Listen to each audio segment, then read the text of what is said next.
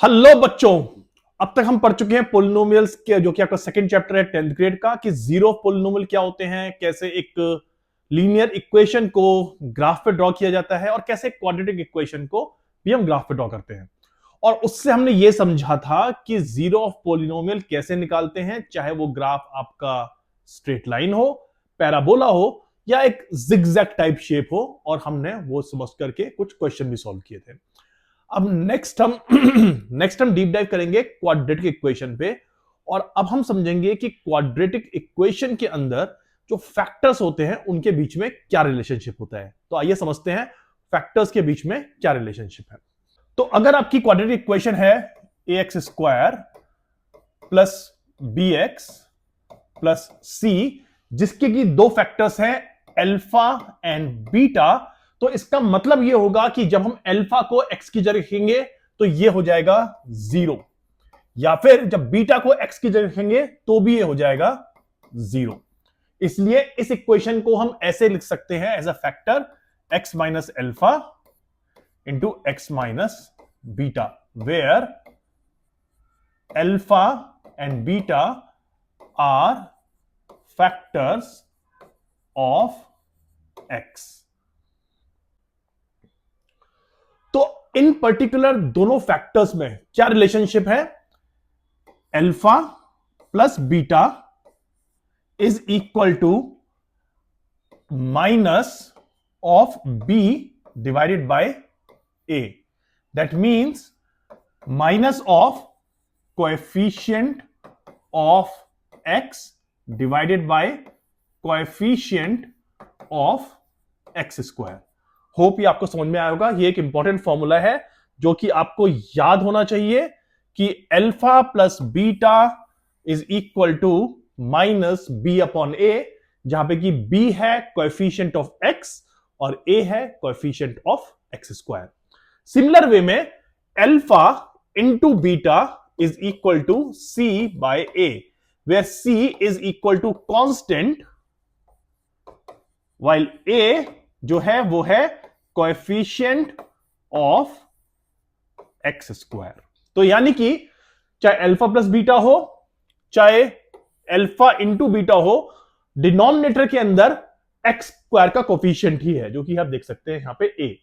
लेकिन alpha plus beta के अंदर माइनस साइन के साथ कोएफिशिएंट ऑफ एक्स है, जबकि अल्फा मल्टीप्लाई बाय बीटा के साथ कोएफिशिएंट ऑफ एक्स 0 है, एक्स पावर 0 यानी कांस्टेंट है।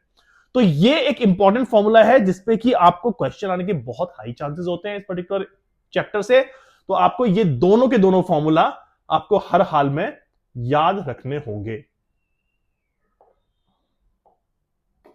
ये फॉर्मूला और ये फॉर्मूला आपको दोनों के दोनों याद रखने होंगे कि अगर एक्स के दो फैक्टर्स हैं अल्फा और बीटा इन एक क्वाड्रेटिक इक्वेशन के अंदर, तो उनका एडिशन और मल्टीप्लिकेशन क्या होगा। इसमें दो तरह के क्वेश्चन आते हैं, हम वो दोनों कवर करेंगे। लेकिन उससे पहले हम ये देखते हैं कि हमने इतने आराम से कह कैसे दिया कि alpha plus beta is equal to minus b by a and alpha into beta is equal to c by a. तो इसको हम पहले प्रूव करते हैं। तो हम प्रूव करने के लिए क्या कहते हैं कि मान लीजिए आपकी एक इक्वेशन है a x square plus b x plus c. ये आपकी एक सिंपल क्वाड्रेटिक इक्वेशन है। अगर इसके अल्फा और बीटा एक्स के फैक्टर्स हैं तो हम इसको ऐसे लिख सकते हैं k times of x minus alpha into X minus beta is equal to 0। ये k क्या है? k इसलिए क्योंकि यहां पे आपका x स्क्वायर का फैक्टर a है, इसलिए हमने एक k कांस्टेंट लिख दिया है। आपको लिखना है यहां पे k इज अ कांस्टेंट। अगर एक्स स्क्वायर का कोई भी कोएफिशिएंट नहीं है तो k जो है वो 1 हो जाएगा। लेकिन हमको पता है कि काफी सारी क्वाड्रेटिक इक्वेशन के अंदर एक्स स्क्वायर का एक कोएफिशिएंट होता है, उसके लिए हमने इसको यहां पे k लिख दिया है। तो अगर हम इस इक्वेशन को सॉल्व करें तो ये होगा k into x square minus alpha x minus beta x plus alpha into beta. That means k into x square minus alpha plus beta x plus alpha beta. अब अगर आप इस पर्टिकुलर इक्वेशन और इस इक्वेशन को compare करें तो आप देखेंगे कि b जो है वो x का कोफिशिएंट है और यहां पे minus alpha plus beta x का कोफिशिएंट है। सिमिलर वे में यहां पे कांस्टेंट है c और यहां पे कांस्टेंट है अल्फा बीटा। और अगर हम इस इक्वेशन को ओपन करें तो ये हो जाएगा के एक्स स्क्वायर माइनस के alpha plus beta x plus के अल्फा बीटा। होप आपको समझ में आया होगा। मैंने ब्रैकेट खोला और के से मल्टीप्लाई कर दिया इन सबको। अब आप देखिए a x square plus b x plus c, और अगर मैं इस इक्वेशन को कंपेयर करूं तो के जो है वो ए के इक्वल है, तो के इज इक्वल टू ए। और अगर मैं के अल्फा प्लस बीटा को बी के इक्वल कर दूं, माइनस के अल्फा प्लस बीटा को बी के इक्वल कर दूं, तो मैं लिख सकता हूं इसको कंपेयरिंग कोएफिशिएंट ऑफ एक्स। तो जो हो जाता है, यहां कोएफिशिएंट ऑफ एक्स है बी, यहां कोएफिशिएंट ऑफ एक्स है minus K into alpha plus beta, यानी कि B is equal to minus के अल्फा प्लस बीटा। और मैं ऑलरेडी यहां बता चुका हूं आपको कि के इज इक्वल टू ए, ये हमने यहां से कंपेयर कर लिया इन दो इक्वेशन को। तो अगर बिकॉज ये आपको बताया था कि अगर ये आपको एक फेस दिखाई देता है जहां पे कि टू आईज और एक नोज है, तो इसको हम कहते हैं बिकॉज के इज इक्वल टू ए, तो यहां पे हम लिख देंगे b is equal to minus a alpha plus beta. That means alpha plus beta is equal to minus b by a, जो कि हमारा फर्स्ट फॉर्मूला है। आपको मैं दोबारा से एक बार रिपीट कर देता हूं कि मैंने क्या किया है। मैंने अपनी एक स्टैंडर्ड इक्वेशन लिखी और मैंने माना इसके अंदर x के फैक्टर है अल्फा और बीटा। अब क्योंकि x के फैक्टर अल्फा और बीटा है, इसका मतलब यह है कि जब भी मैं अल्फा इस इक्वेशन में रखूंगा तो इसकी वैल्यू 0 हो जाएगी, जब भी मैं बीटा इस पर्टिकुलर इक्वेशन में रखूंगा उसकी वैल्यू 0 हो जाएगी। तो यानी कि मैंने k एक कांस्टेंट से मल्टीप्लाई करके alpha x minus alpha x minus beta को 0 मान लिया इस इक्वेशन में। x मैंने k क्यों लिखा, क्योंकि यहां पे x स्क्वायर के आगे a है और यहां पे भी मुझे कांस्टेंट लिखना पड़ेगा, क्योंकि जब x से x मल्टीप्लाई होगा तो उसके आगे एक कुछ कांस्टेंट फैक्टर आएगा। इसको मैंने इक्वेशन को एक्सपेंड किया तो ये इक्वेशन आई, और उसके बाद इक्वेशन पूरी खोली और k को मैंने मल्टीप्लाई किया हर एक फैक्टर्स, हर एक कोएफिशिएंट से। तो के एक्स स्क्वायर माइनस के alpha plus beta x plus के अल्फा प्लस बीटा। और मैं जब इस इक्वेशन को कंपेयर करता हूं इस इक्वेशन से, तो मैं देखता हूं कि माइनस के alpha plus beta is equal to b, k alpha beta is equal to c, और k x square is equal to a x square. तो अगर k x square is equal to a x square है तो इसका मतलब के जो है वो ए के इक्वल है। और इसी वजह से मैंने यहां पर लिखा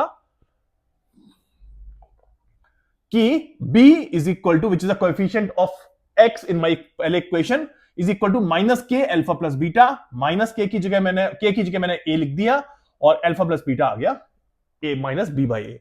इसी तरह से मैं लिख सकता हूं c इज इक्वल टू के अल्फा बीटा। अगर मैं पुरानी इक्वेशन में देखूं तो आपको समझ में इजीली आ जाएगा कि के अल्फा बीटा c के बराबर है, और मैंने वही चीज यहां पर लिखी कि K alpha beta is equal to c। और बिकॉज अगेन वही फेस बनाना है, k is equal to a, तो मैं लिख सकता हूं c is equal to a alpha beta. That means alpha beta is equal to c by a। Hopefully आपको ये भी समझ में आया होगा कि मैंने कैसे निकाला है। तो इस तरह से मैंने ये प्रूव कर दिया आपको कि अल्फा प्लस बीटा, यानी कि अगर x के दो फैक्टर्स हैं अल्फा और बीटा, तो उनका addition minus B by A है और उनका प्रोडक्ट यानी multiplication is equal to C by ए।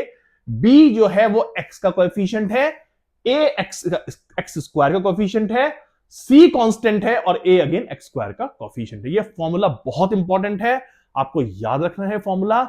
और अगर आपको ये फॉर्मूला याद रहेगा तो उसके बाद आप बहुत इजीली क्वेश्चन कर सकते हैं जो कि क्वाड्रेटिक इक्वेशन से होंगे। और ध्यान रखिए, इस पे 2 नंबर का एक क्वेश्चन बोर्ड एग्जाम में बहुत बार आया है, बहुत सालों तक आया है। तो इसलिए अगर आप ये कॉन्सेप्ट क्लियर कर लेते हैं, 2 फॉर्मूले, और इन 2 फॉर्मूलों पे बेसिस सिर्फ 2 ही क्वेश्चन बनते हैं, मैं आपको वो कराऊंगा और उससे आपको समझ में आ जाएगा कि किस तरह से हमको वो क्वेश्चन सॉल्व करना है। लेकिन उससे पहले कि हम क्वेश्चन सॉल्व करें, एक और छोटा सा कॉम्प्लेक्स तो नहीं कहूंगा, एक और छोटा सा कॉन्सेप्ट है, और वो कॉन्सेप्ट है एक क्वाड्रेटिक इक्वेशन के लिए। जिसके अंदर बहुत सिमिलर इसी की तरह से अगर a x cube plus b x square plus c x plus d अगर आपकी एक क्वाड्रेटिक इक्वेशन है, तो बहुत ही सिमिलर जो हमने पहले देखा था उसी की तरह alpha plus beta plus gamma, assuming alpha beta gamma इस इक्वेशन के 3 फैक्टर्स हैं। और यह 3 क्यों है?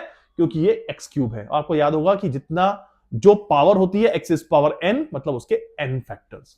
तो alpha plus beta plus gamma is equal to minus b upon a, यानी कि minus coefficient of x square divided by coefficient of x cube.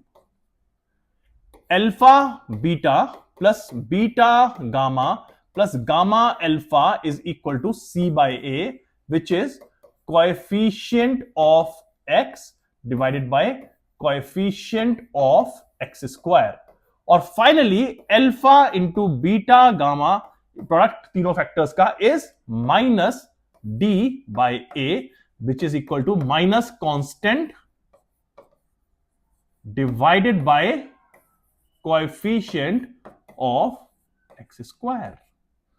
ये कुछ फॉर्मूले हैं जो कि आपके क्वाड्रेटिक इक्वेशन के अंदर है। मैं आपको एक और चीज बताना चाहूंगा, बहुत सिंपल सी, आपको पता होगी वैसे वो, कि हमने जब एक क्वाड्रेटिक इक्वेशन देखी थी तो उसके अंदर हमको 2 फैक्टर्स थे और उसके अंदर हमको 2 इक्वेशन मिली थी, एक इक्वेशन ये और एक इक्वेशन ये, और इन 2 इक्वेशन से हमने 2 फैक्टर्स निकाल सकते हैं। सिमिलर वे में, क्योंकि यहां पे 3 फैक्टर्स हैं इसलिए हमको 3 इक्वेशन दे रखी हैं और 3 इक्वेशन से 3 फैक्टर निकाल सकते हैं। तो अगर आपको कभी भी n नंबर फैक्टर्स या n वेरिएबल्स निकालने हैं तो आपको उसके लिए हमेशा n इक्वेशंस होनी चाहिए।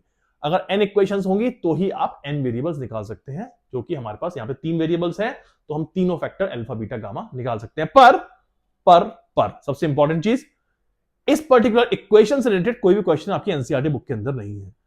लेकिन क्योंकि एनसीईआरटी बुक के अंदर है और एनसीईआरटी बुक के नुक एंड कॉर्नर में कहीं पे भी कुछ भी हो उससे क्वेश्चन आ सकता है, तो इसलिए ये इंपॉर्टेंट है कि हम इस कॉन्सेप्ट को याद रखें। और बहुत डिफिकल्ट नहीं है, सिंपल है, minus B by a c by a d by a, minus B by a यानी कि alpha plus beta plus gamma, c by a is alpha beta alpha plus alpha gamma, और d minus d by a is alpha beta gamma. आपको बहुत आसान है याद रखना, कोई मुश्किल फॉर्मूला नहीं है याद रखना। आपने इतने कॉम्प्लेक्स फॉर्मुलाज याद किए हैं तो बहुत सिंपल सा बेसिक बच्चा सा है, तो आप ये फॉर्मूला भी याद रखिए। इसके बाद जो नेक्स्ट आता है वो है क्वेश्चंस, लेकिन मैं आपको थोड़ा सा पॉज दूंगा। हम पहले ये कॉन्सेप्ट समझ लेते हैं। अगर कोई भी डाउट आपको इसके अंदर होता है तो प्लीज मुझे बताइए, आप कमेंट सेक्शन में लिख सकते हैं। लेकिन आपको अगर ये कॉन्सेप्ट समझ में आ गया है तो ग्रेट, क्योंकि नेक्स्ट सेशन में यानी कि नेक्स्ट पर्टिकुलर डे यानी कि फ्राइडे को हम इन पर्टिकुलर इक्वेशन से रिलेटेड क्वेश्चन सॉल्व करेंगे, जो कि आपके एनसीईआरटी बुक में है, चाहे वो अनसॉल्व हो चाहे वो सॉल्व हो। ऑलमोस्ट 30 to 40 मिनट का वो सेशन होगा, लेकिन उस सेशन में हम सारे के सारे क्वेश्चन कंप्लीट कर देंगे। तो अगर आपको कुछ भी डाउट हो, क्वेश्चंस हो, प्लीज लिखिए। Otherwise have a good day, take care of yourself and I will see you next Friday.